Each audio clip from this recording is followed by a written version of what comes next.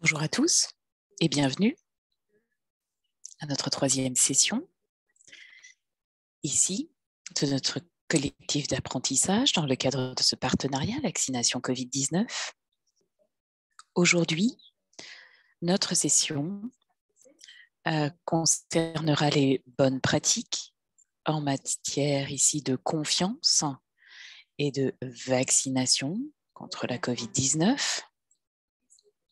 3 intervenants aujourd'hui, et nous sommes d'ailleurs ravis de les avoir.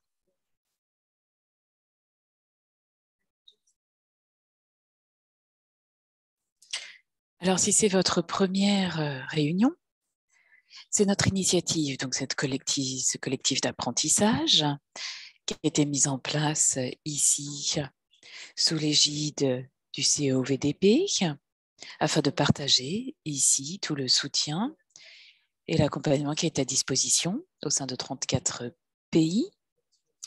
L'objectif étant de collecter, consolider et de partager les leçons que l'on peut tirer des différentes initiatives dans ces pays. Et évidemment, toute personne directement donc impliquée au niveau des autorités nationales dans le cadre ici de la vaccination ou tout autre partenaire ici est invité. En général, nous restons très informels dans ce cadre de ces réunions. Il y a quelques questions qui sont posées. Et n'hésitez surtout pas à échanger, à utiliser le chat pour ce faire. Donc la boîte de discussion, si vous avez des questions, des commentaires, n'hésitez donc surtout pas pour communiquer avec nous. Et de même, ici dans le chat, si vous pouvez nous indiquer votre nom, votre prénom, votre poste et le pays dont vous venez. C'est notre troisième session ici, puisque nous avons déjà ici échangé avec la Sierra Leone, le Burkina Faso, l'Irak et l'Éthiopie. Et aujourd'hui, nous allons partager l'expérience du Cameroun et de la Tanzanie.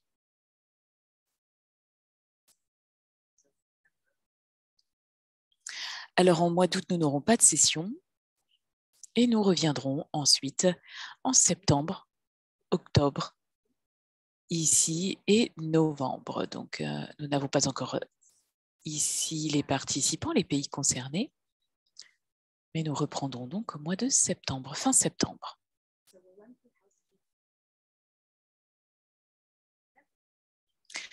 Alors, comme je vous le disais, eh bien, nous allons avec nous Gloria Liemo de l'UNICEF qui va revenir ici sur les bonnes pratiques en matière de génération d'intervention qui génère cette demande de vaccination. Et puis ensuite, nous partagerons l'expérience de la Tanzanie, ici, du docteur Mungongo de HelpAge, et ensuite le docteur Mwenezi, qui est du ministère de la Santé. Alors malheureusement, elle est ici dans un endroit où la connexion Internet n'est pas très bonne, donc nous ne savons pas si elle va pouvoir réellement activement participer.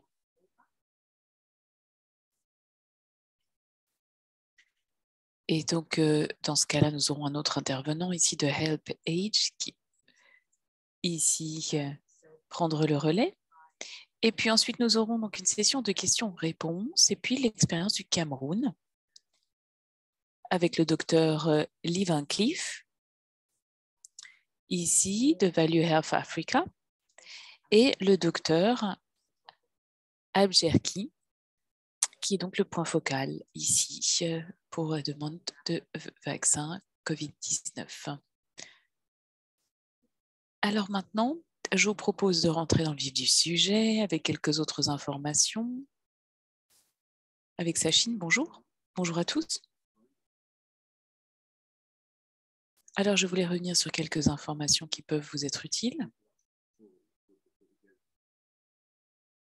Ici, alors d'ailleurs, nous avons quelques questions, mais tout d'abord, Nous avons la possibilité de suivre cette réunion en français et en anglais. Pour sélectionner la langue de votre choix, vous pouvez cliquer sur l'icône qui ressemble à un globe situé en bas à droite de votre barre d'outils Zoom.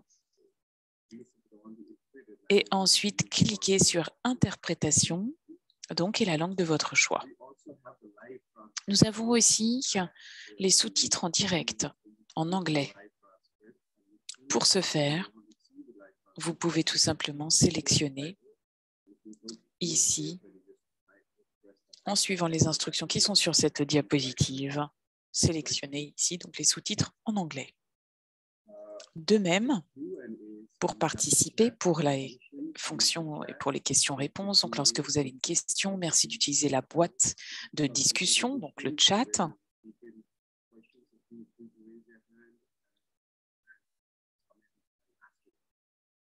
Vous pouvez donc poser une question à tout moment, réagir ici, et donc lever la main si vous souhaitez poser une question oralement. Cette session est enregistrée et toutes les ressources, les enregistrements, le PowerPoint seront ensuite partagés. Et de même, il y aura aussi un certificat de participation qui sera distribué ou qui sera disponible par l'Université du Nouveau-Mexique. L'utilisation des données dans le cadre du projet ECHO. Nous collectons ici la participation, les questions, les réponses, les commentaires. Et ces données ensuite sont utilisées pour la communication, pour des rapports, pour des cartes, pour l'assurance qualité, l'évaluation, la recherche. Avant de commencer avec nos présentations, nous avons 2 questions et nous allons donc demander à l'équipe de bien vouloir ici passer à la première question. Première question. Question à tous les participants. Quel a été le plus grand défi auquel vous avez dû faire face s'agissant de la demande en matière de vaccination? Est-ce que ça a été le manque d'informations en matière de vaccins et de vaccins et de services de santé? Est-ce que ça a été la désinformation, les rumeurs, l'hésitation en matière de vaccination ou d'autres préoccupations en matière d'efficacité ou de sécurité des vaccins? L'accès ici qui a été difficile parce que les sites sont loin, parce qu'il y a des coûts de transport ou également parce qu'il y a une perception qui est plus limitée du risque réel ici de la COVID-19. Donc, je vous encourage à voter, à tous choisir ici.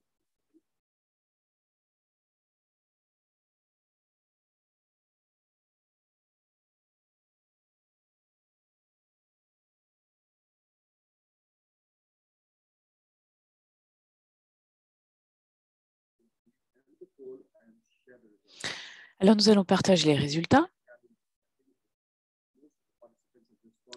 Alors, la plupart des participants ont indiqué ici qu'il y a en fait une perception du risque ici qui est plus limitée, qui est une perception diminuée. On voit aussi ensuite d'autres questions en matière de la désinformation, des rumeurs, mais également en matière de manque de confiance par rapport aux services de santé. Alors, nous allons vous poser une deuxième question.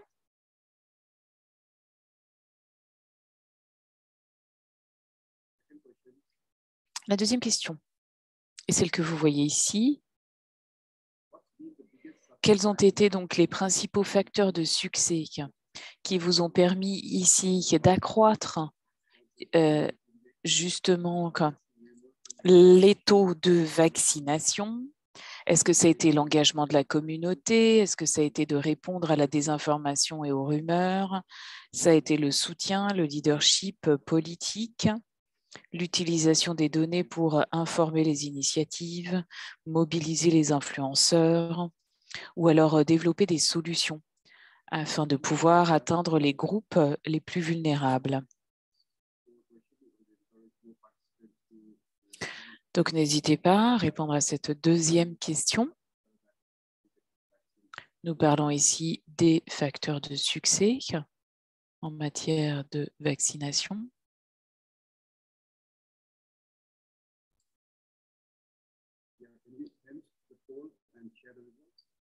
Alors, nous allons partager les résultats.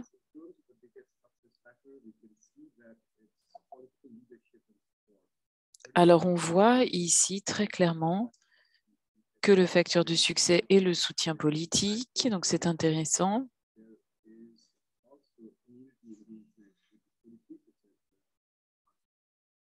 Nous voyons aussi l'engagement avec la communauté. Des solutions ici spécifiques qui ciblent les populations les plus vulnérables. Et également, donc on voit répondre aux rumeurs et à la désinformation. Eh bien, je vous remercie. Merci d'avoir répondu à ces questions. Et nous pouvons directement continuer avec vous. Diana, merci. Merci, Santosh. Alors, allons-y avec la première présentation. Gloria, c'est à vous. Merci, Diana. Bonjour à tous. Chers collègues, bonjour. Merci de m'avoir invité. Je reconnais d'ailleurs quelques personnes. Donc, c'est intéressant.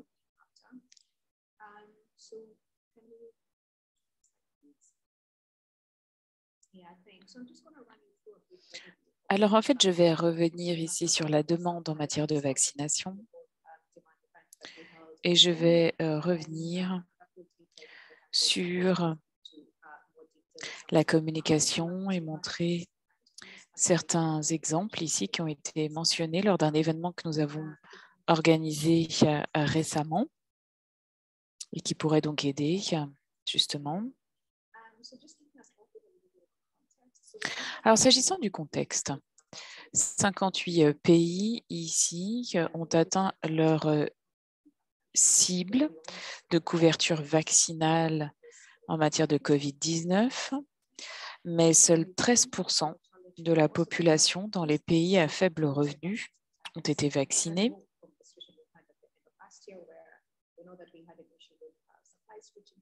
Alors de même, nous savons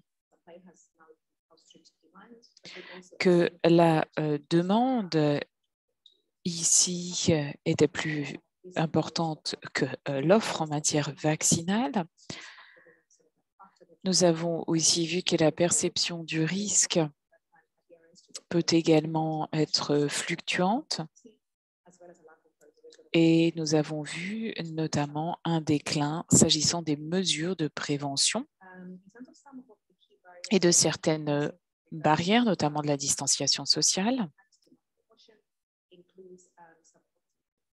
Nous avons aussi vu, parmi les barrières à noter, certaines stratégies sous-optimales de livraison, d'administration des vaccins. On a aussi vu un manque de confiance, l'absence de certaines normes sociales. Et par conséquent, nous avons vu vraiment ce besoin urgent d'accélérer ici l'adoption du vaccin contre la COVID-19.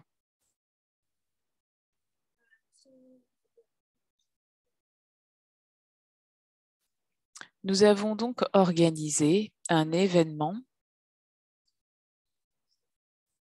regroupant près de 450 participants s'agissant de cette demande en matière de vaccination.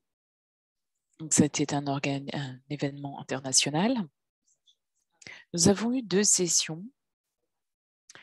Une session plus politique de haut niveau avec les représentants des gouvernements. Et nous avons eu également d'autres sessions plus pratiques, notamment sur certaines initiatives, sur l'engagement des communautés, sur la désinformation. Et je dirais par rapport à ces sessions, Par rapport au panel de haut niveau, nous avons vu que principalement ce qui a été mentionné sont les investissements en matière de temps, de ressources, ici, et d'investissement en matière d'implication politique pour galvaniser réellement les engagements de ces gouvernements. Nous avons vu qu'il faut avoir des stratégies plus ciblées afin de cibler les populations les plus vulnérables. Nous avons également discuté de cette dynamique de leadership politique à tous les niveaux, avec un message clair afin de répondre aux préoccupations ici du public en la matière. Et puis, nous sommes aussi revenus sur l'équilibre et l'approche équilibrée entre la vaccination contre la COVID-19 et les autres vaccins ici de routine. Donc, ça a été très intéressant de pouvoir ici échanger.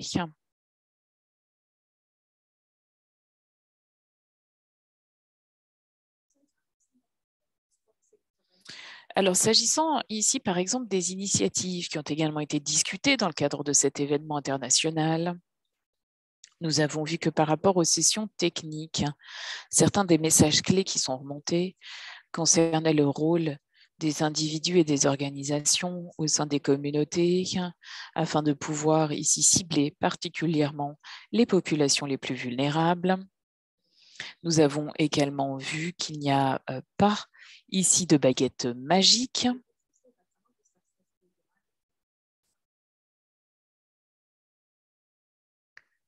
Et que par conséquent, eh bien, il faut également parler d'approches ici qui sont de multiples niveaux et qui associent la participation de la communauté, qui impliquent la communauté dans la conception des solutions. Et c'est important également de revenir aussi sur les populations cibles qui sont par exemple les populations plus âgées et qu'il faut par conséquent que ces besoins soient spécifiques et soient adaptés à ces populations, tout comme par exemple les femmes. S'agissant des innovations, nous avons ici aussi ce besoin de mettre en place et d'utiliser donc l'innovation pour permettre de promouvoir la couverture vaccinale. Et nous avons également mis en place et souligné les structures en matière de renforcement, ici de l'écoute des communautés, mais également d'avoir des stratégies ici qui permettent de se baser sur des données sociales. Il y a eu énormément de discussions, de défis, des opportunités également qui ont été présentées, notamment afin d'intégrer la vaccination de la COVID-19 dans la vaccination de routine. Alors, c'est important parce que pour nous, lorsqu'on parle de l'intégration, il faut comprendre quelles sont les priorités des communautés locales, quels sont les besoins de ces communautés afin de pouvoir apporter une réponse appropriée. Mes collègues ici reviendront sur la mise en œuvre de ces stratégies. Et sans plus attendre, je passe la parole à Diana. Merci de votre attention.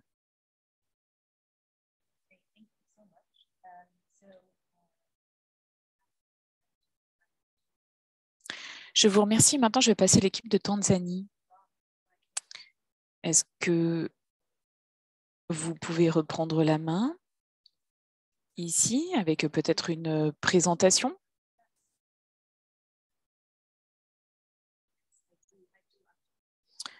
Juste avant, excusez-moi, je voulais également parler des ressources. Nous avons donc toute une liste ici de ressources que vous pouvez consulter, qui peuvent vous aider, y compris des ressources donc internationales, différents guides et recommandations. Merci, Gloria. Donc, l'équipe de Tanzanie, s'il vous plaît, vous pouvez commencer.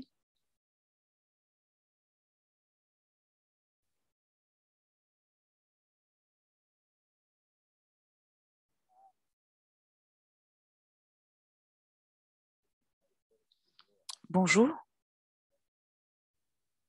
je suis Dr Edwin Mungongo. Je travaille à HelpAge International en Tanzanie.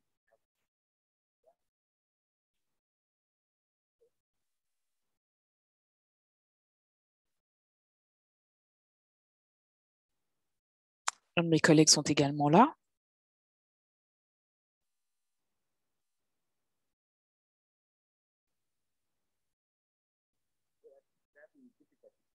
Alors peut-être que mes collègues ont quelques difficultés de connexion.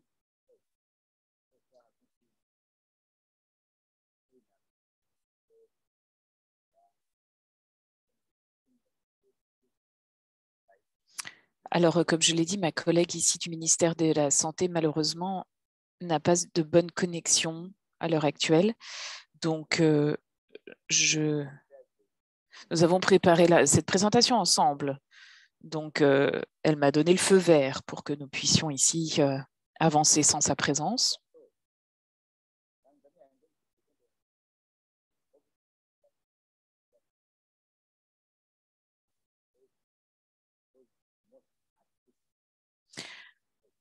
Alors ici, évidemment, en Tanzanie, par rapport à notre ciblage des populations, nous cherchons à cibler les populations les plus vulnérables.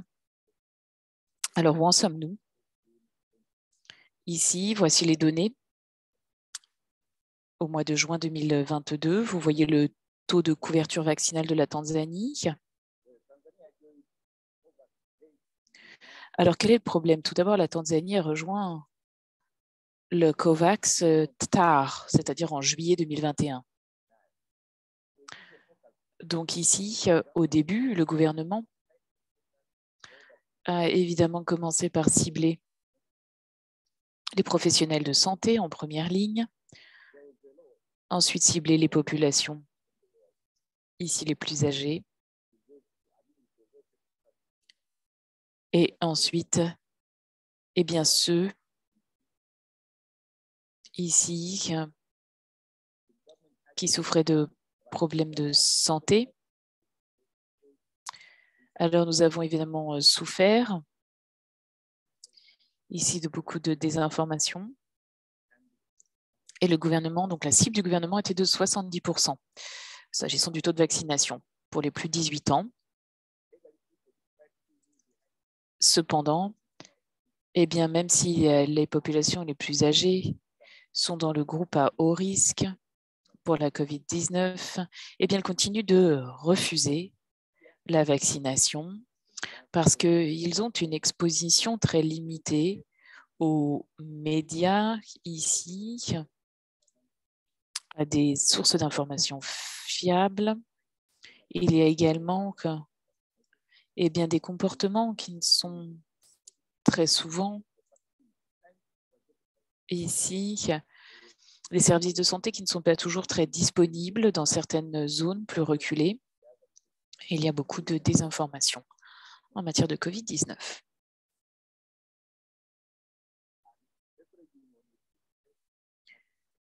Alors maintenant, s'appuyer justement sur les approches de vaccination et de prévention de la COVID-19 en se basant sur des initiatives ici centrées sur la communauté.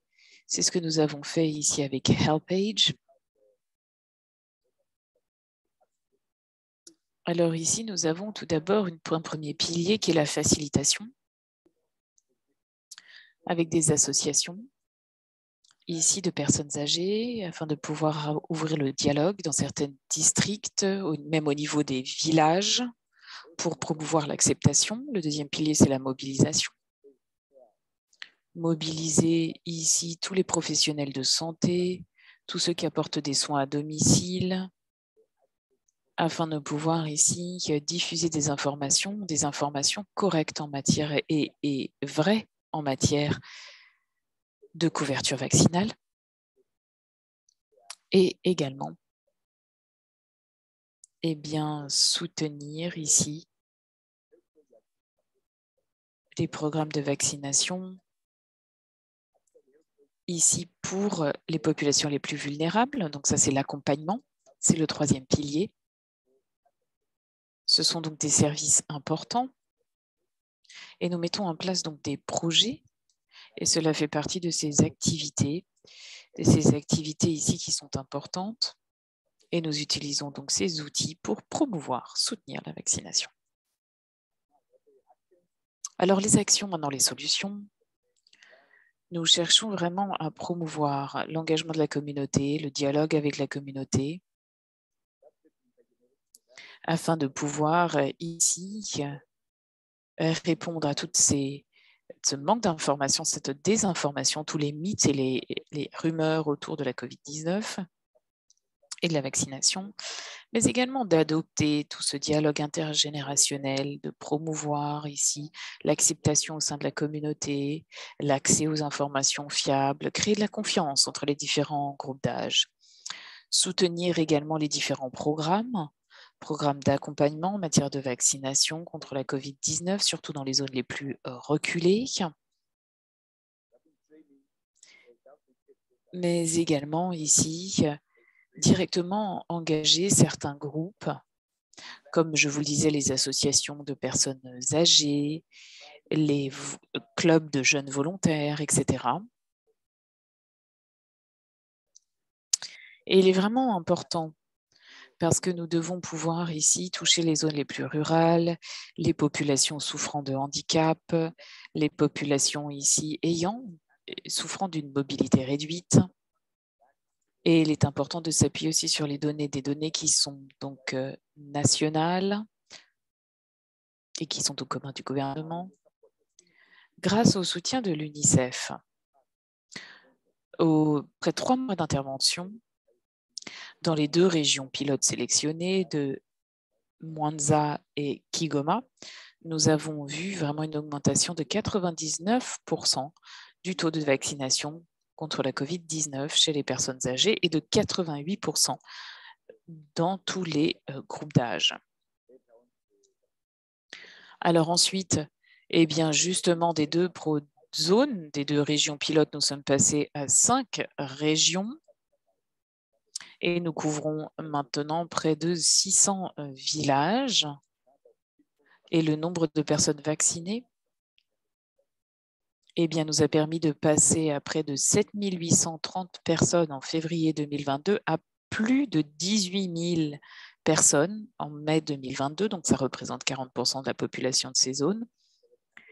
Et là encore, c'est très important pour nous parce que ces régions ici, étaient des régions avec des résultats très faibles, avec le taux de couverture vaccinale le plus faible du pays, et ce sont maintenant, au contraire, des régions qui ont le taux de couverture le plus élevé. Ce sont donc des réussites pour ces 2 régions pilotes qui nous ont permis aussi d'attirer l'attention des leaders du gouvernement et qui nous ont permis ici de parler, de pouvoir promouvoir nos campagnes de plaidoyer. Et c'est important aussi de pouvoir toujours maintenir ce dialogue intergénérationnel au sein de la communauté.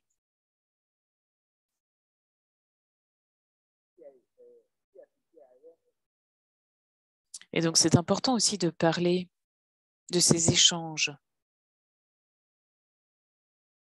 de pair à pair. Excusez-moi, j'ai un petit problème informatique, donnez-moi quelques instants.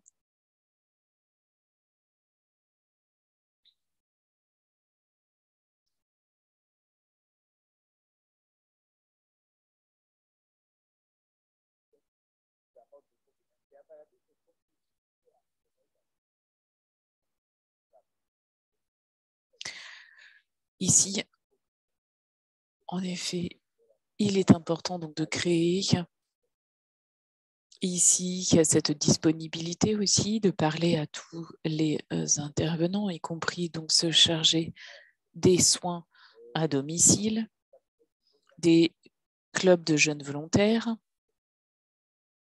afin de pouvoir réellement diffuser toutes ces informations fiable en matière de Covid-19. Et il est important aussi de vraiment toucher les zones les plus rurales, ceux qui sont dans des zones reculées, ceux qui souffrent de handicap, ceux qui n'ont pas de moyens de transport. Et c'est important de créer cette confiance entre les groupes, mais aussi de pouvoir répondre aux besoins spécifiques des groupes vulnérables.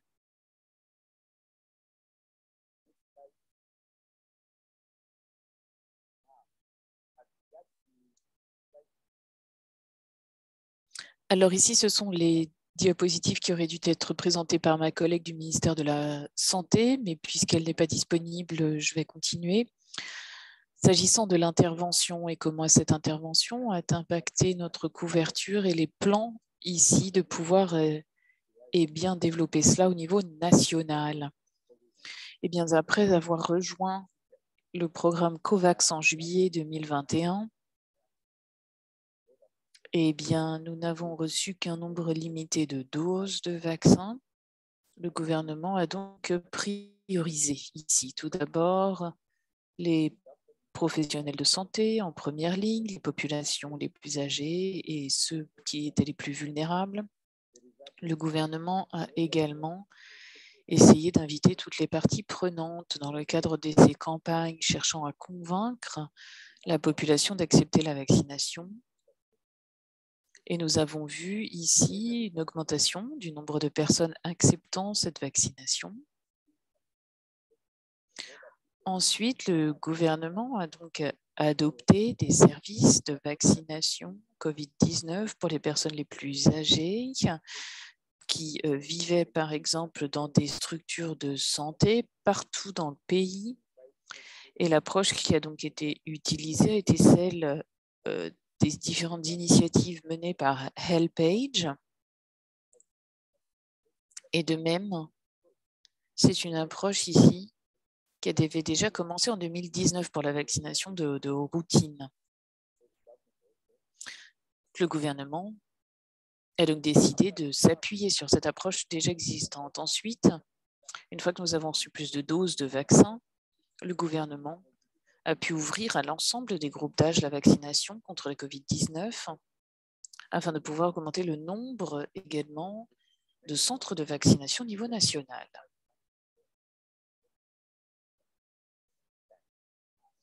Parce qu'à l'heure actuelle, partout dans le pays et dans tous les centres de santé, dans tous les établissements de santé, il y a possibilité de se faire vacciner.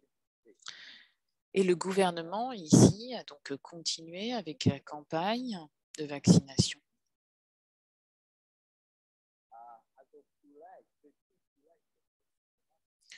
Alors maintenant, si on regarde quelques chiffres, au 13 juillet 2022, le nombre de personnes vaccinées de plus de 18 ans était de 10 millions.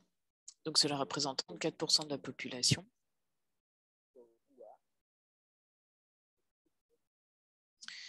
Et ici, on retrouve 30% des personnes âgées qui sont donc vaccinées.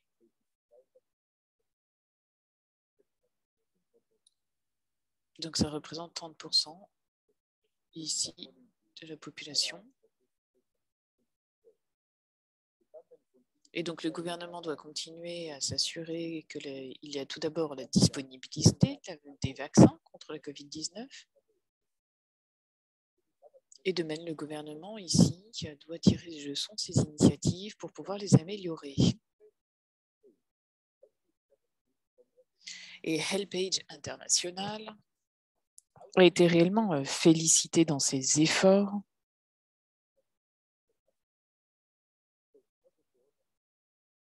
Et c'est vrai que lorsque vous êtes dans des zones rurales, il est important d'avoir l'accès et cela donc demande une coordination entre différents services pour promouvoir réellement la couverture vaccinale. Alors, je vous remercie. Je vous remercie de votre attention et je suis prêt à répondre à toutes vos questions.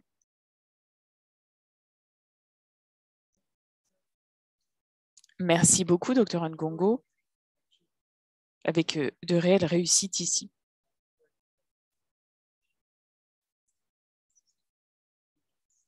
Alors, vraiment, un résultat fantastique pour un travail qui n'a commencé qu'il y a que quelques mois. Donc, c'est vraiment très important. Et je vois ici des commentaires dans la boîte de discussion. Nombreux sont ceux qui vous félicitent pour le travail réalisé.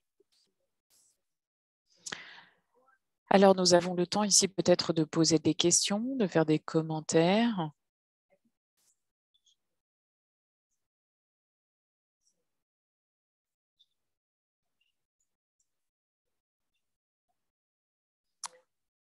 Alors, ici, n'hésitez pas à poser vos questions.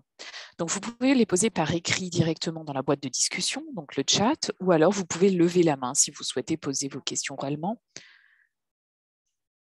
Alors, il y a différents pays qui participent aujourd'hui.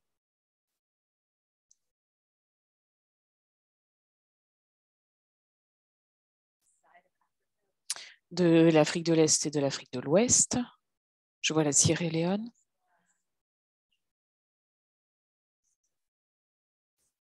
Ici, je vois donc différents pays. Breda, merci beaucoup pour votre commentaire dans le chat.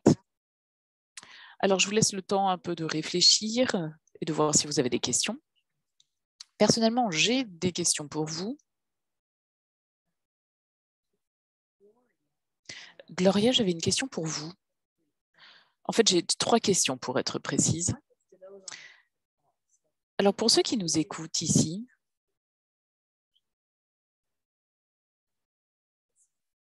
par rapport à la désinformation, eh bien, ici, c'est assez intéressant. Quelles sont les stratégies qui sont utilisées par rapport aux problèmes qui sont posés? Et pour Gloria, j'avais une autre question. On parle beaucoup de la désinformation et des rumeurs. Quelles sont donc les interventions qui sont nécessaires? Parce que très souvent, on parle ici d'événements qui ne sont pas toujours vrais ou partiellement vrais. Alors, par exemple, on parle des effets indésirables. Donc, il y a quand même des effets indésirables. Mais parfois, je trouve ici que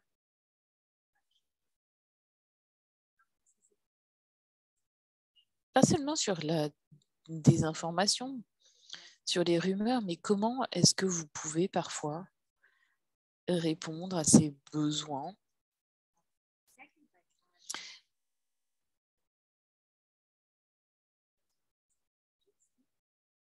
De même, vous avez parlé de ce dialogue intergénérationnel. J'ai trouvé que c'est très intéressant dans votre présentation. C'est la première fois d'ailleurs que j'en entends parler. Donc c'est pour ça que je me permets ici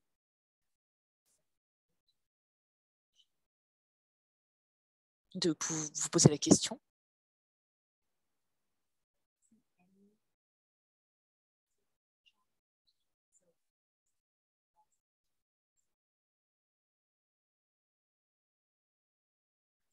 Donc je vous laisse peut-être ici prendre la parole. Oui, merci, ce sont des questions très intéressantes. Alors vous êtes revenu ici sur les rumeurs. La désinformation, évidemment, c'est un thème très important, on en parle très souvent. Alors évidemment, ça fait partie, je dirais, de l'infodémie, donc c'est la pandémie de l'information. C'est aussi ce que l'on peut constater.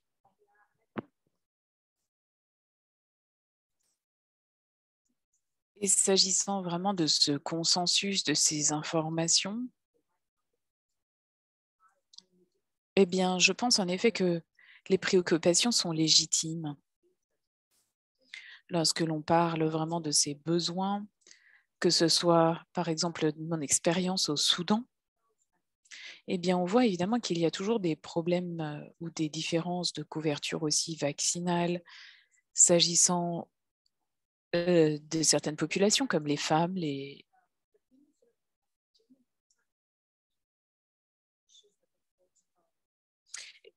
Et on a eu par exemple Eh bien, beaucoup de questions sur la fertilité. Et donc, on a eu vraiment énormément de questions sur ces points en Afrique, en tout cas d'après mon expérience au Soudan. Et donc, cela fait partie, par exemple, eh bien, des préoccupations qui, en général, affectent beaucoup plus les femmes que les hommes. Donc, c'est ce que j'expliquais aussi par rapport au processus et aux mécanismes qui sont mis en place pour écouter ces préoccupations. Je pense qu'il faut accepter que ces préoccupations peuvent être différentes en fonction des groupes.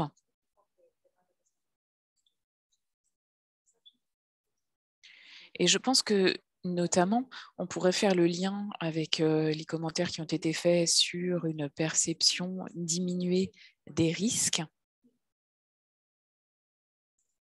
Eh bien, c'est vrai que par rapport aux collègues qui ont mis cela en place sur le terrain, c'est vrai que par rapport à cette perception diminuée du risque, quelles sont les initiatives qui peuvent être mises en place également? Donc ça, je trouve que ce serait intéressant, si je peux me permettre une question, et de faire donc ce lien. Docteur Mgongo, est-ce que vous voulez peut-être répondre par rapport à ce dialogue intergénérationnel? Il y a 2 questions dans le chat aussi. Je ne sais pas si vous m'entendez. Nous vous entendons. Mais je voudrais d'abord répondre pour votre première question.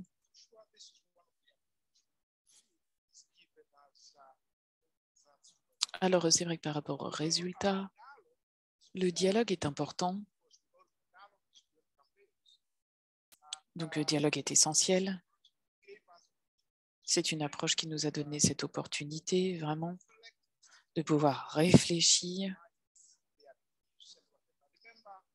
Si vous vous souvenez, dans la plupart des pays, en Tanzanie, en fait, chaque communauté a un peu son propre système. Et par conséquent, pour vraiment pénétrer ces lignes par rapport à nos campagnes, il est important vraiment de s'adresser à toutes les sections de la communauté. Ici, c'est important, y compris en prenant en compte les différences culturelles. Et pour ce dialogue intergénérationnel, c'est important ici de pouvoir s'adresser tout d'abord aux leaders de la communauté, aux chefs du village, et d'essayer d'échanger sur les besoins spécifiques, vous l'avez dit, pour réfléchir justement sur ces questions. Et l'avantage de ce dialogue est vraiment d'apporter sa propre perspective.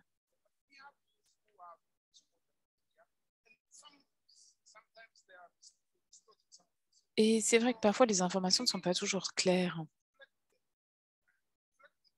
Donc il est important d'écouter, de poser des bonnes questions et d'atteindre le consensus, c'est-à-dire avec eux, les écouter, voire les faire participer à la solution. Parce que c'est important d'ouvrir le dialogue, mais ensuite de pouvoir avoir des campagnes au sein de la communauté et un engagement de la communauté avec ce dialogue intergénérationnel. C'est absolument essentiel. Et à la fin de la session que l'on organise de discussion, il y a toujours un plan ici pour répondre à ces besoins.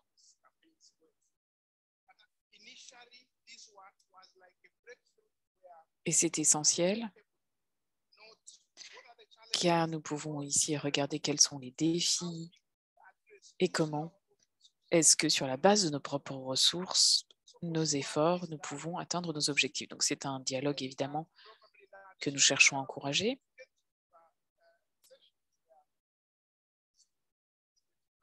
Et encore une fois, les éducateurs, par exemple, de la jeunesse, les éducateurs sociaux sont également impliqués.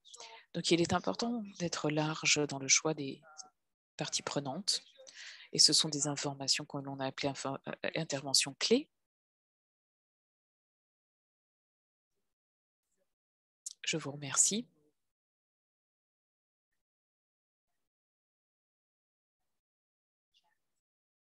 Il y a aussi des questions très intéressantes dans le chat.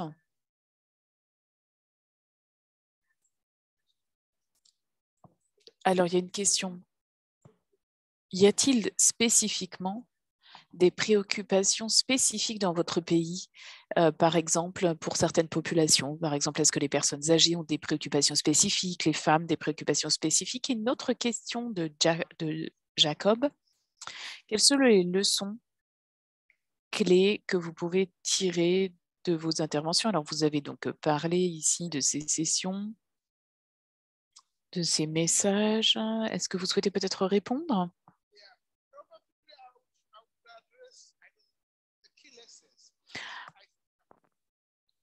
Alors, je dirais ici que par rapport au dialogue intergénérationnel, les leçons clés que l'on peut tirer de ce dialogue sont très intéressantes. Je pense qu'en Afrique, le problème que nous rencontrons, ce sont ici les comportements liés à la santé, où il y a très peu de prévention. Et je dirais que le vaccin contre la COVID-19 est un peu une mesure de prévention, donc peu sont ceux qui sont intéressés. Souvent, on se focalise sur les aspects curatifs et pas de prévention. Par conséquent, c'était une réelle difficulté. Et c'est pour cela que justement l'UNICEF s'est engagé par rapport à ce changement de comportement. C'est vraiment très important parce que pour moi, c'est une évolution ici des comportements qui est nécessaire. Parce qu'il s'agit de comportements en matière évidemment des soins de santé, mais aussi comment répondre à ses besoins. Alors l'autre leçon que l'on peut tirer de cela, ça a été vraiment de pouvoir travailler avec ces générations et ça nous a vraiment permis vraiment de discuter de ces questions qui sont ensuite clairement acceptées. Personne, en fait, ne remettra en cause les informations. Et de même, les échanges pair à pair sont aussi importants, où nous avons ce dialogue qui permet à chacun d'être engagé et de parler entre femmes, entre personnes âgées, entre jeunes, de pouvoir ici justement ouvrir un débat. Donc pour nous, ça a été important et ça fait partie des leçons clés. Mais encore une fois, c'était essentiel pour nous par rapport à nos échanges.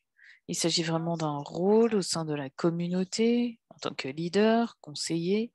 Donc c'est vraiment ce que l'on a pu utiliser pour répondre donc aux besoins.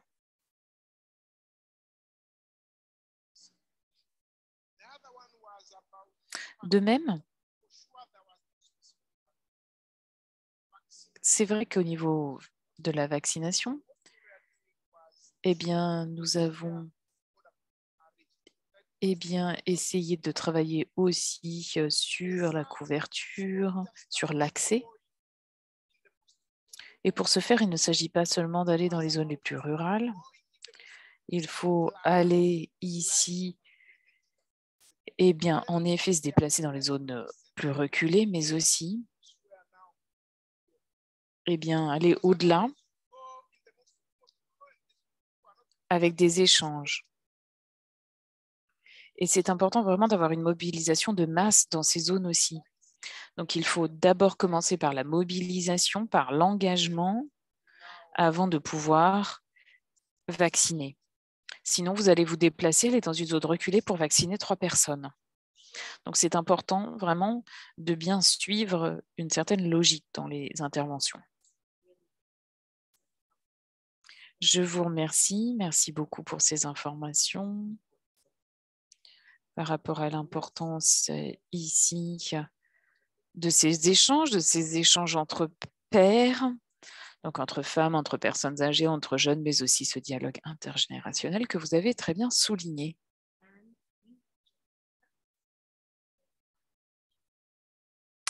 J'ai vu qu'il y avait quelqu'un qui avait la main levée. Je ne sais pas s'il y avait un commentaire.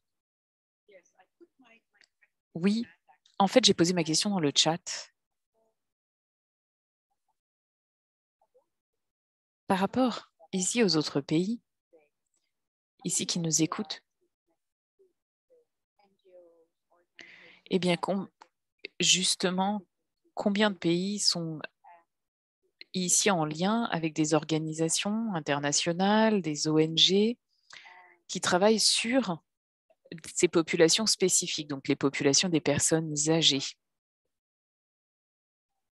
des organisations de la société civile qui sont spécifiquement ciblées sur les personnes âgées. Donc ça, c'est vraiment très intéressant parce que là, on a vu que vous, c'est ce que vous avez fait en Tanzanie, mais je ne sais pas si ça se fait partout. Enfin, je ne sais pas si c'est ici possible d'échanger sur ce thème. Oui, c'est une question intéressante. C'est vrai qu'il nous reste encore quelques minutes avant de passer à la présentation du Cameroun. Donc, encore quelques minutes.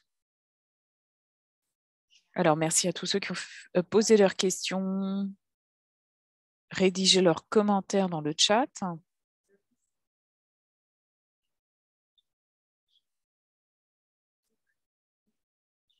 Donc, c'est vrai qu'on voit des initiatives très intéressantes. Merci Teresa aussi. Vous avez dans le chat également mentionné différentes ressources.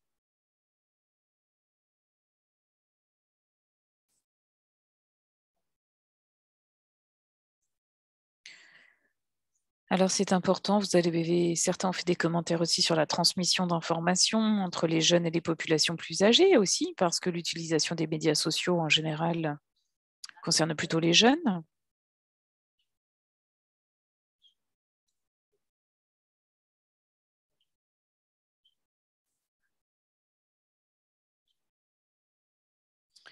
Donc c'est vrai que l'information va vite au jour d'aujourd'hui, donc l'accès est peut-être plus facile pour les jeunes.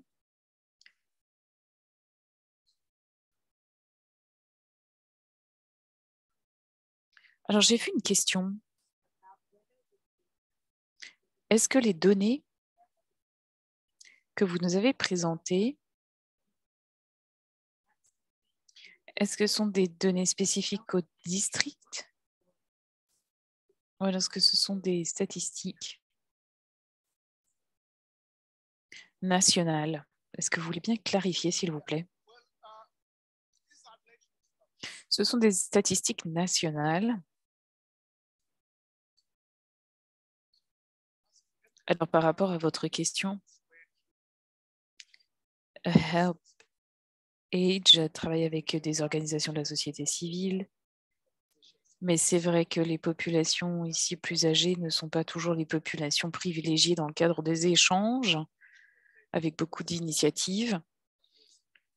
Mais donc, nous avons vraiment travaillé avec d'autres ONG sur ces questions.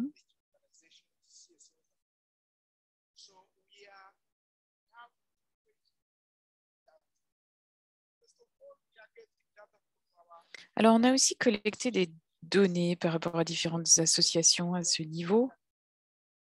Au niveau des villages, nous avons donc ici mis en place là. Mais de même, nous cherchons aussi à coordonner,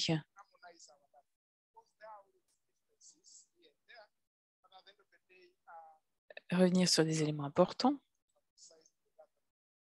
mais il faut aussi que les données puissent être utilisées. Donc, les données ici qui ont été utilisées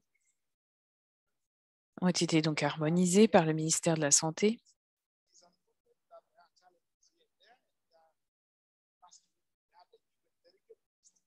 Alors, c'est assez intéressant par rapport donc à ces données.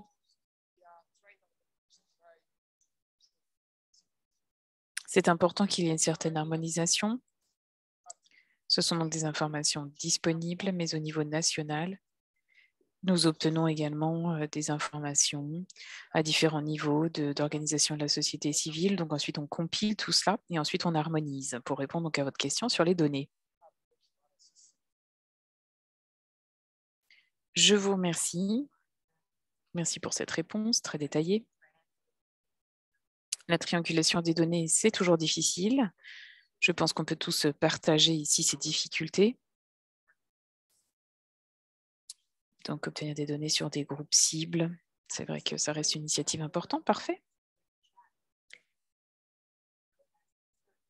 Alors, il y a aussi d'autres questions dans le chat. Donc, je vais vous demander si vous voulez bien de répondre à ces questions par écrit. Alors, je remercie ensuite la Tanzanie, vraiment. Et je passe directement la parole au Cameroun, s'il vous plaît.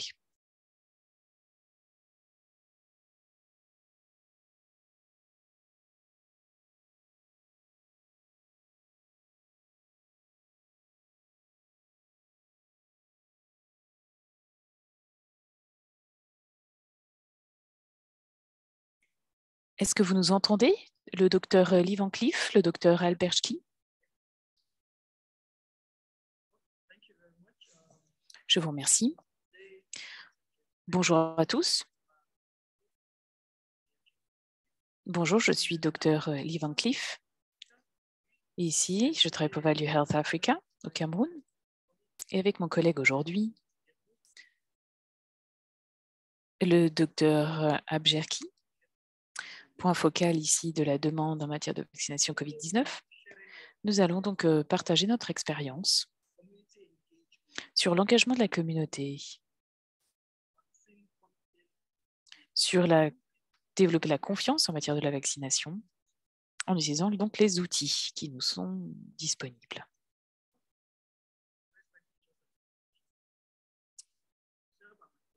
Alors, nous pouvons continuer avec la diapositive suivante, s'il vous plaît.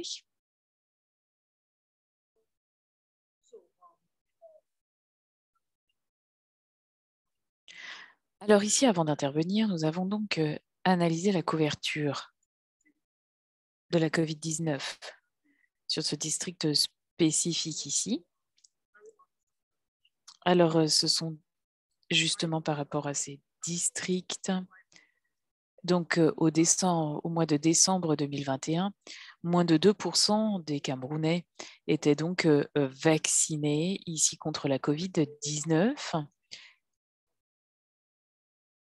Et donc, 3,9% ont donc reçu au moins une dose de COVID-19. Donc, c'est vraiment important.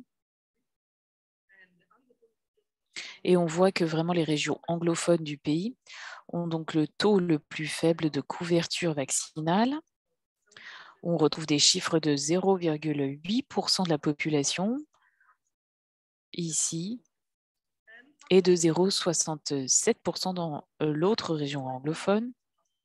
Donc, ce sont des facteurs ici qui ont été également affectés par les conflits armés dans ces régions et par le manque de confiance en matière des institutions gouvernementales. Donc évidemment, s'agissant de l'objectif de vacciner 50% de la population, eh bien ici, nous avons essayé de voir ce que nous allions pouvoir faire pour répondre à ces besoins en matière d'engagement de la communauté pour qu'il y ait réellement une amélioration de la confiance et ici, augmenter ce taux de couverture vaccinale.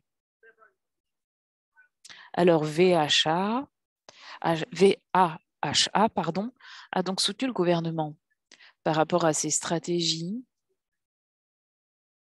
d'implication de la communauté pour améliorer la couverture et la demande vaccinale en créant des structures de dialogue avec la communauté afin de pouvoir prendre en compte la conception centrée ici sur la personne et d'avoir donc des solutions adaptées.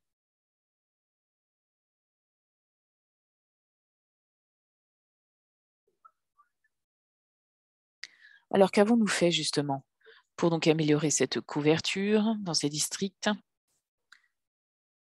Donc, les actions.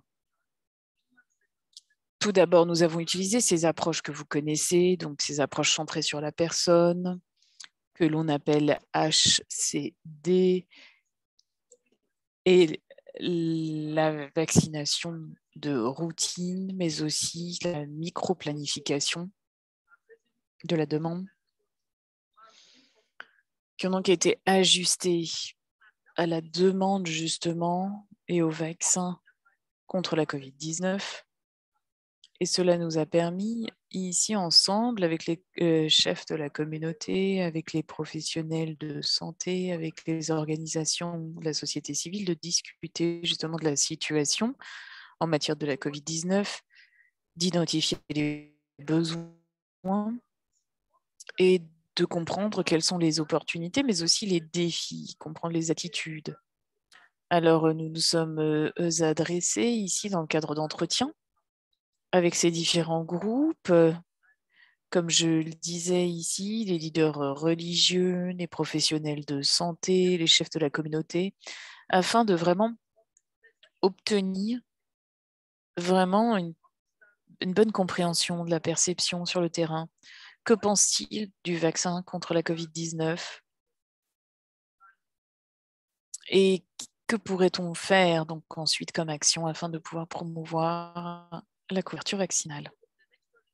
Ensuite, nous avons organisé des structures de dialogue au sein de la communauté. Donc c'est important parce que ici, par exemple, nous avons organisé des échanges avec certains clubs, avec certaines structures de dialogue, comme nous les avons appelées, avec par exemple les jeunes, avec les personnes âgées, avec les diabétiques. Et donc c'est important parce que justement, c'est important de comprendre évidemment ce que ça veut dire pour eux, la COVID-19, mais aussi quelles sont leurs perceptions de la situation, de leurs besoins.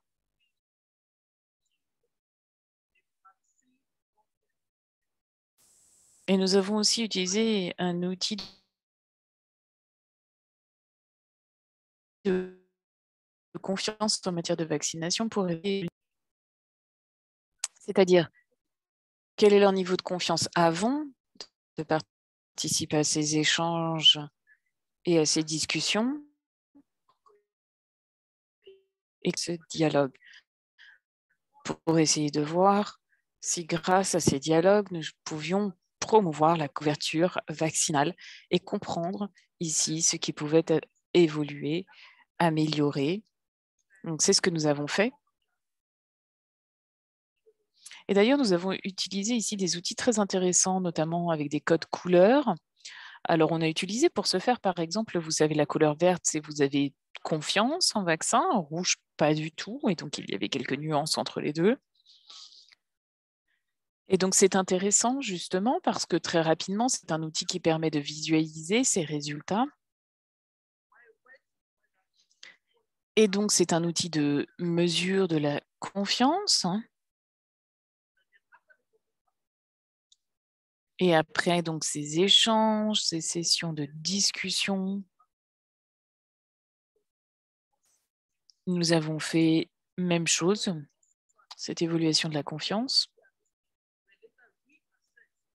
Donc, ça nous a permis justement de comparer par rapport à ces catégories. Donc, une fois qu'on a un peu ces informations, on a pu mener des stratégies de communication spécifiques. C'est-à-dire qu'il était important pour nous de pouvoir réellement centrer nos communications sur les jeunes, donc que ces messages, clairement, soient ciblés pour les populations âgées, pour les femmes, pour les jeunes, les diabétiques. C'était important d'avoir vraiment ces communications spécifiques. Et ensuite, comment mesurer le résultat? Tout d'abord, nous avons évalué donc ces structures, comme je vous ai parlé de cet outil de mesure de la confiance. Donc, je vous ai dit que nous avons ici mesuré la confiance après. Ici. Et donc, c'était vraiment très intéressant parce que ça nous a donné des indications sur la logique. Ceux qui, par exemple, ont évolué, qui sont passés du rouge au jaune et au vert. Et ça donne aussi ici une idée pour les centres de vaccination, les établissements de santé. Et c'est ainsi que nous avons donc pu améliorer les échanges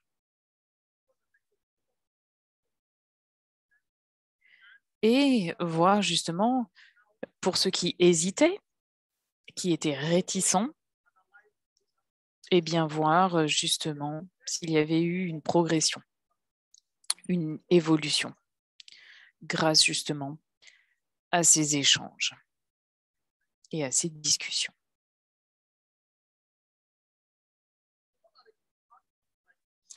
Alors, les résultats clés, c'est ce que vous pouvez voir ici, avec cette progression ici, justement. Alors, vous voyez, justement, je vous ai présenté ces chiffres tout à l'heure de 0,8%, décembre 2021 et 0,57%. Eh bien, regardez, dans ces mêmes régions du Sud et du Nord, regardez ce que cela donne en avril 2022. Donc, on est passé quand même à 3,9% et à 9,1%. Donc, ce sont des augmentations très importantes. Donc, cela veut dire réellement qu'il y a eu un réel engagement de la communauté. Alors ici, quelles sont les leçons que l'on peut tirer de cette expérience, de ce succès? Tout d'abord, je dirais que le facteur le plus important a été de permettre aux personnes de partager réellement leurs appréhensions et leurs préoccupations. Ils ont également été en mesure d'être impliqués dans la conception de ces stratégies, dans les changements nécessaires.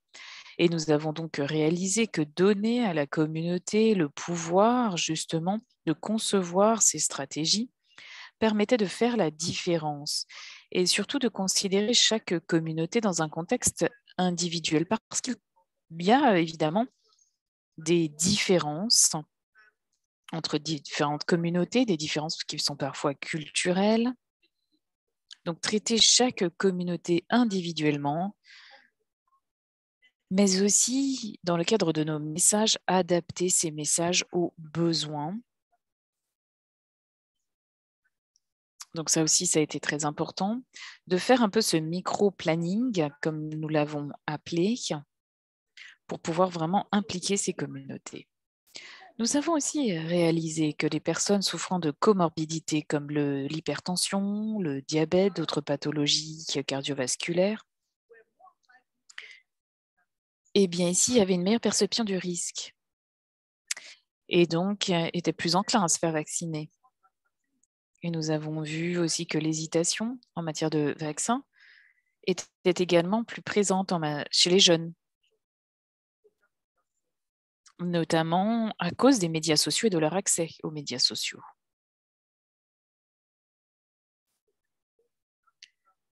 Donc ici, vraiment, il s'agissait de revenir sur la couverture, ici, de la COVID-19, ce que cela représente. Vous voyez ce graphique qui est très parlant.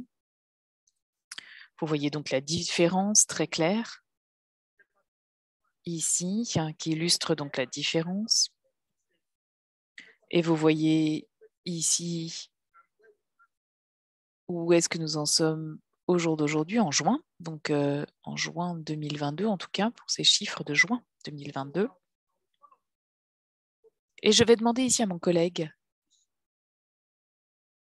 de revenir sur les implications de cette mise en œuvre et comment cela nous a permis d'améliorer ici cette couverture.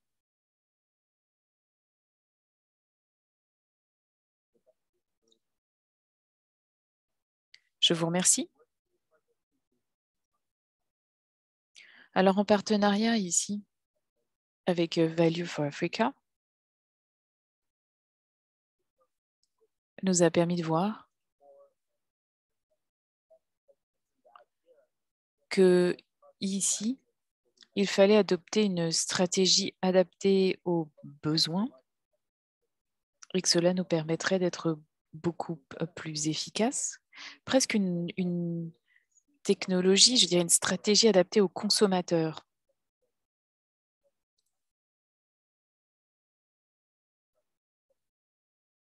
Et c'était important parce que c'est ainsi qu'on a pu faire la différence Vous avez vu ces différences sur ces graphiques, ces différences qui sont très importantes. Et ceci n'est possible que parce que nous avons cette implication.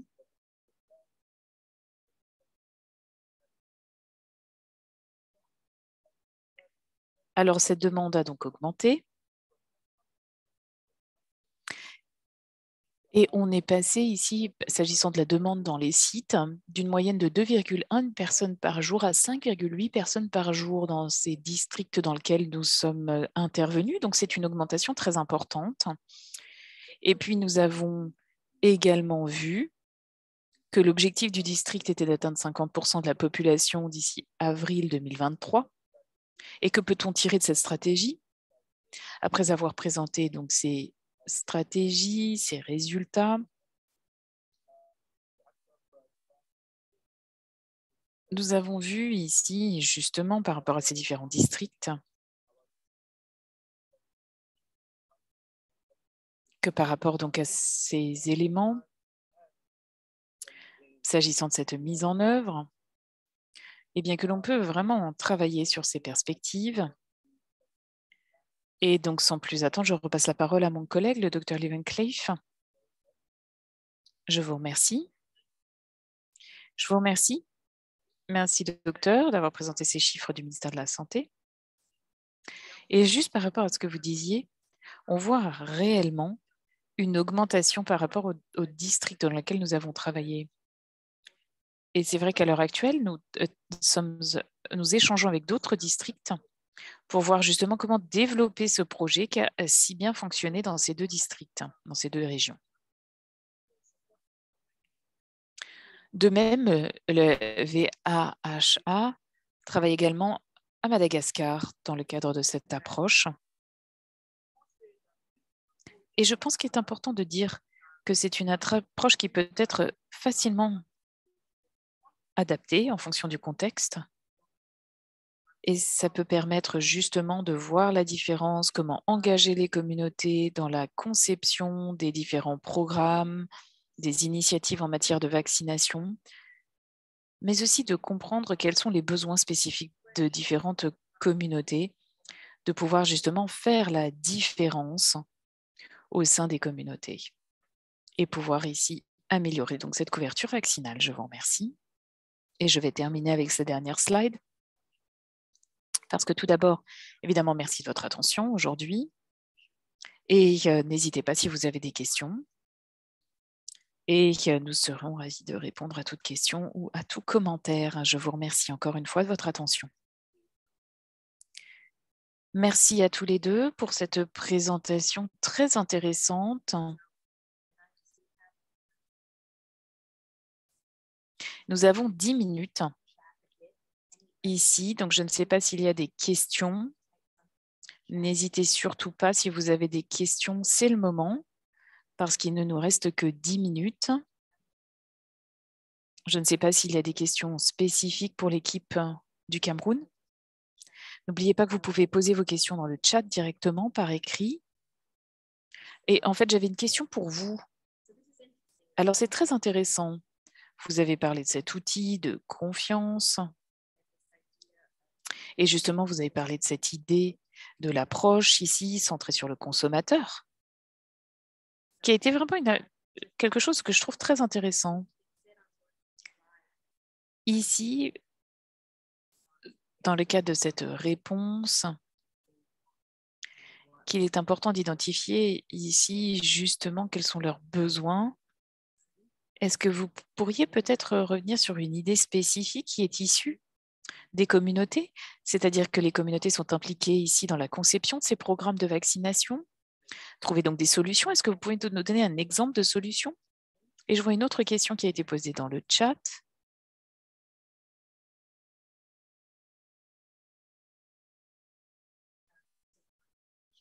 Alors, un des défis mentionnés concerne la sécurité aussi.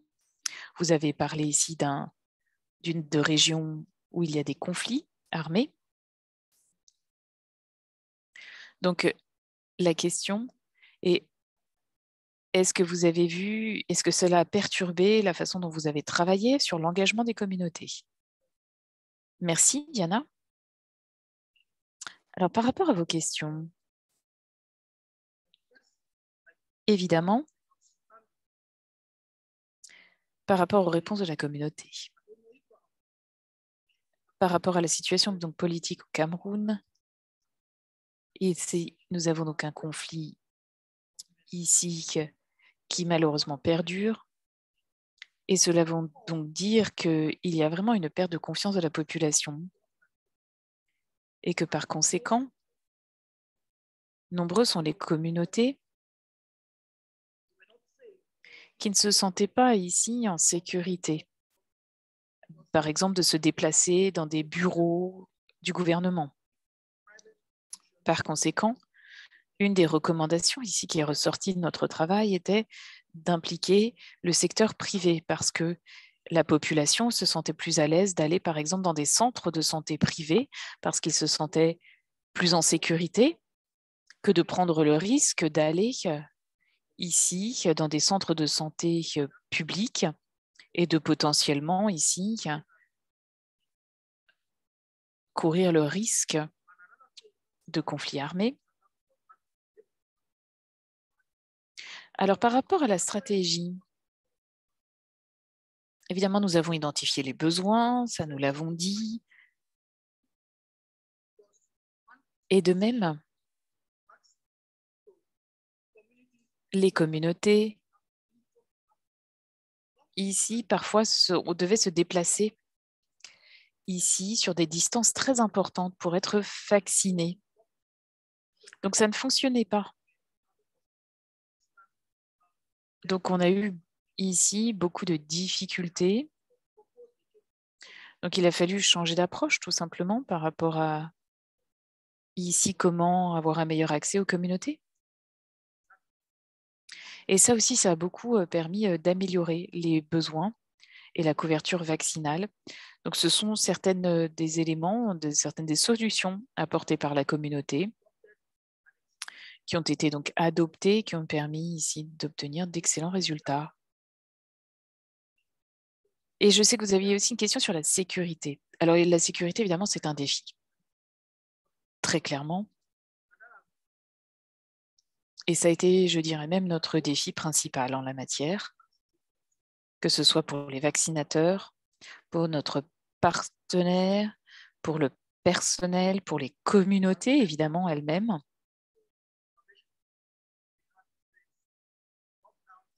Donc, il y a eu aussi différentes, et bien que difficultés s'agissant aussi des confinements. Donc, c'est important d'avoir un briefing en matière de sécurité qui soit clair. Donc, ça, c'est ce que nous avons essayé de faire. Beaucoup de coopération avec des agences de sécurité. Et personnellement, il a fallu discuter et j'étais impliquée sur l'importance, évidemment, de ce que nous faisons pour la communauté et comprendre aussi que nous ne sommes pas du tout politiques, que nous sommes une organisation basée sur la communauté. Et nombreux, d'ailleurs, sont ceux qui, ici, ont accepté cela et encouragé, d'ailleurs, la communauté à participer. Donc, c'est important d'exprimer le fait que nous étions apolitiques. Et pour répondre aussi à vos autres questions sur l'engagement de la communauté,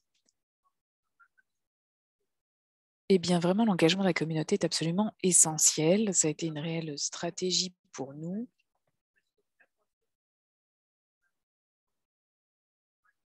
Et vraiment, il s'agit ici de ce micro-planning, de pouvoir travailler sur les besoins et voir comment est-ce que l'on peut s'engager au sein des communautés et pouvoir avoir un impact.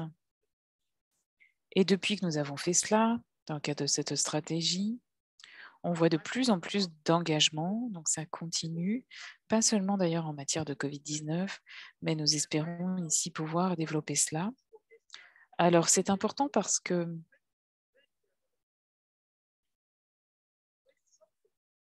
les succès peuvent être réellement au rendez-vous si l'on peut donc intégrer toutes ces activités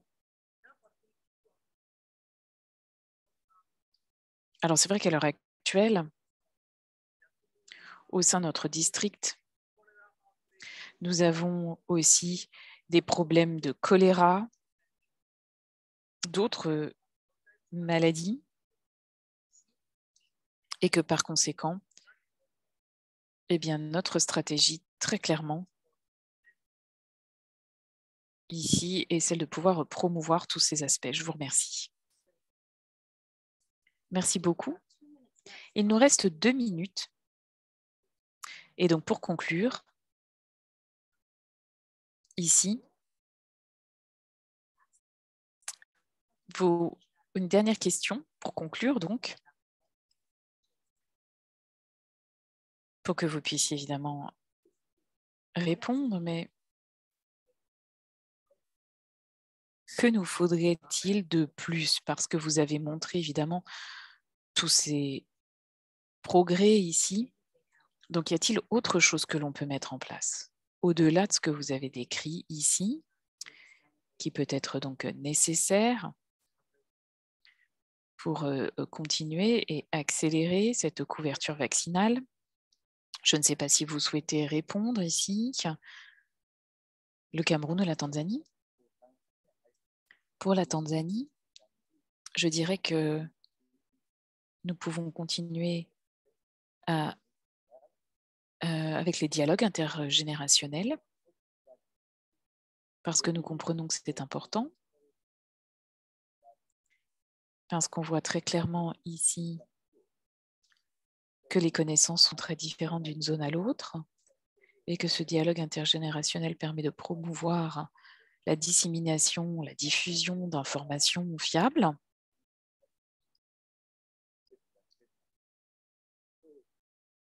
Alors nous pensons par conséquent qu'intensifier vraiment le travail de plaidoyer également est important. Parce qu'on a encore des domaines où la couverture est très faible. Donc je pense que là encore, eh bien, on pourrait continuer à améliorer la situation. Et il y a aussi beaucoup de différents groupes d'âge qui peuvent avoir un rôle prédominant dans l'adoption de la vaccination. On a vu aussi des groupes de pair à pair. C'est vrai qu'on a beaucoup travaillé là-dessus. Et je pense que c'est important d'avoir cet échange. Merci. Et d'ailleurs, par rapport à ce que nous avons ici entendu, c'est vrai qu'on a parlé des champions au niveau de la communauté, et c'est important. Alors, je ne sais pas, docteur Van Cleef, ici, est-ce que vous voulez peut-être conclure?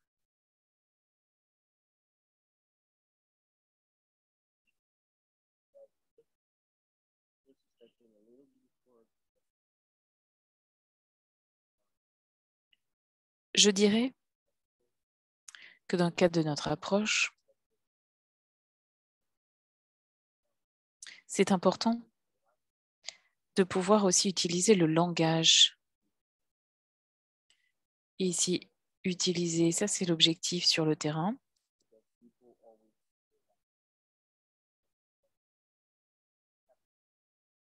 Par exemple, en Afrique, au Cameroun, on a toujours un peu l'impression que ces maladies sont des maladies étrangères. Et donc, par conséquent, lorsque l'on parle de l'accès aux soins, par rapport à Covid-19, c'est important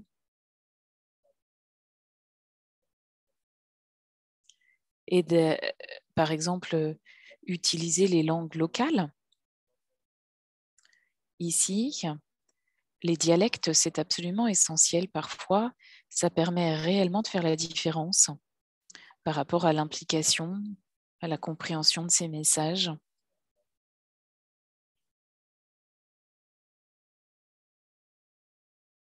Je vous remercie. Oui, vous avez tout à fait raison, je suis d'accord avec vous. Et de même, par rapport à nos communications, c'est vrai que ça a été fait dans la langue locale, dans les dialectes locaux. Donc, c'est important parce que ça veut dire que tout le monde est à l'aise dans la discussion, dans l'échange. Et de même, par rapport aux besoins, en tout cas au Cameroun, eh bien, il va nous falloir une plus grande volonté politique, ça c'est très clair. Alors ça, c'est important pour nous, pour que l'on puisse réellement, ici, avoir vraiment ces approches solides. On parle aussi de ressources, bien évidemment financières, parce que pour développer ces initiatives, eh bien, il nous faut des ressources.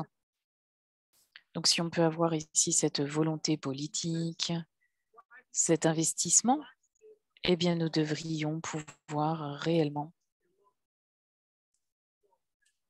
obtenir ces résultats escomptés et continuer ici à améliorer la couverture vaccinale partout au Cameroun. Donc, je pense que c'est vraiment très important. Je vous remercie de votre attention. Merci. Merci à tous nos intervenants aujourd'hui. Merci réellement d'avoir partagé ces expériences très enrichissantes et très intéressantes. Merci encore d'avoir partagé ici vos initiatives sur le terrain. Merci beaucoup encore une fois pour tout le travail. Et à titre de rappel, ces sessions sont enregistrées et vous aurez donc accès à l'enregistrement sur notre site internet. Sur ce, je passe la parole à Santosh pour clore cette session.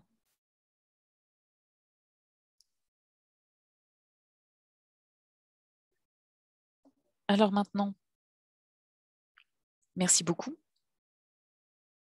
Nous reviendrons donc au mois de septembre, le 20 septembre précisément,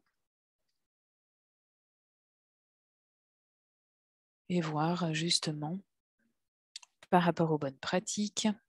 Nous reviendrons ici sur le One Budget Plan, donc la planification budgétaire cette fois-ci, donc ce sera pour le mois de septembre.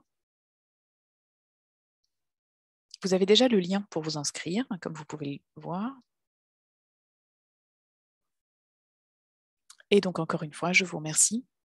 Je vous remercie chaleureusement d'avoir participé aujourd'hui. Vous avez aussi une petite enquête, donc quelques questions qui vous seront posées.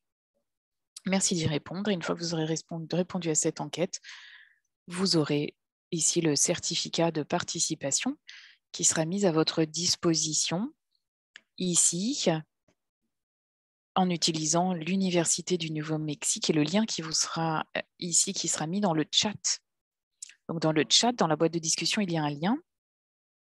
Vous pouvez donc l'utiliser et une fois que vous aurez répondu à ces questions, donc à notre enquête, vous pourrez accéder au certificat de participation.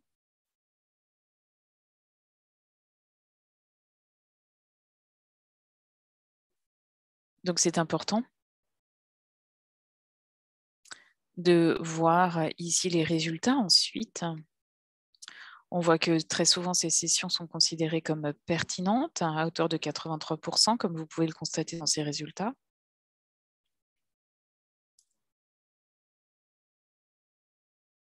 Alors, c'est important et je le souligne, l'importance de cette enquête après ici ces sessions parce que ça nous permet, encore une fois, d'améliorer la qualité de toutes ces sessions. Donc, je vous encourage très fortement ici à remplir ce questionnaire puisque c'est après ce questionnaire également que vous aurez accès au certificat de participation qui est donc disponible et mis à votre disposition par l'Université du Nouveau-Mexique. Toutes les ressources sont donc disponibles sur le site internet TechNet 21. Vous avez le lien ici disponible. Tous les enregistrements en français et en anglais, les présentations PowerPoint. Et de même, nous avons aussi une plateforme de messages sur Telegram. Vous avez ici le QR code que vous pouvez scanner ou le lien comme vous le souhaitez pour rejoindre ce groupe. Et vous recevrez ici toutes des notifications sur les sessions à venir, toute mise à jour et actualisation sur les outils et les ressources. Et c'est un partage aussi d'idées. Donc, n'hésitez pas à rejoindre ce groupe. Et sur ce, je voudrais vous remercier encore une fois. Je remercie tous les intervenants. Merci pour toutes ces présentations. Merci pour l'engagement actif ici de tous les intervenants et je vous retrouve au mois de septembre. Merci et au revoir.